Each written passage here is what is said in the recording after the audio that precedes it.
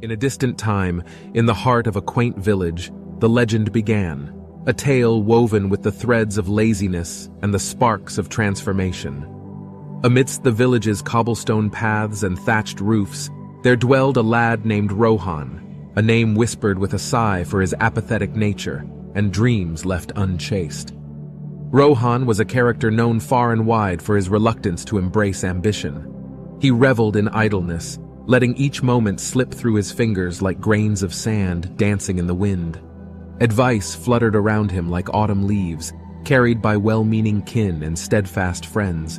They urged him to treasure time, for it was an irreplaceable gem that shimmered fleetingly in the ever-changing tapestry of life.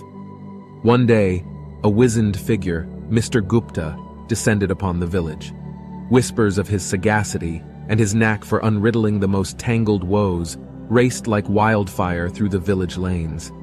And soon, even the ears of young Rohan tingled with the echo of Mr. Gupta's arrival.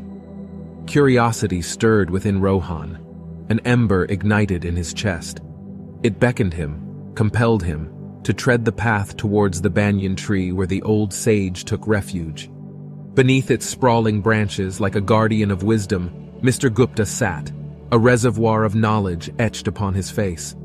Approaching with reverence, Rohan cast a deep bow and let his words ripple forth. "Esteemed sir, whispers of your boundless wisdom have reached my ears. Pray, illuminate my path and guide me to untangle the labyrinth of my existence."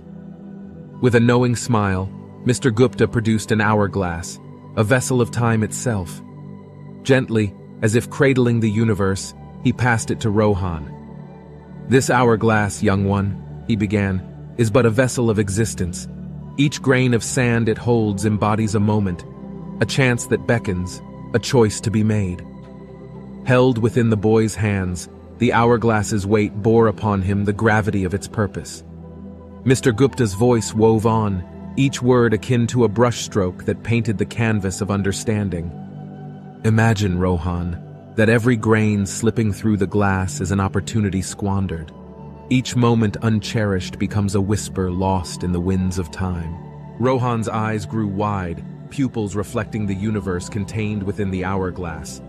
A symphony of realization played within him, a concerto of urgency and potential.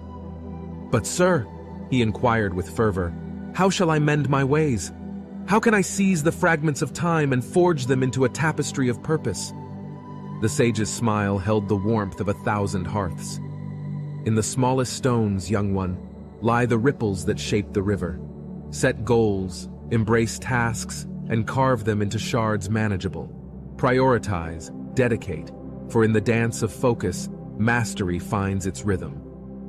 Armed with Mr. Gupta's counsel, Rohan embarked on a voyage of transformation.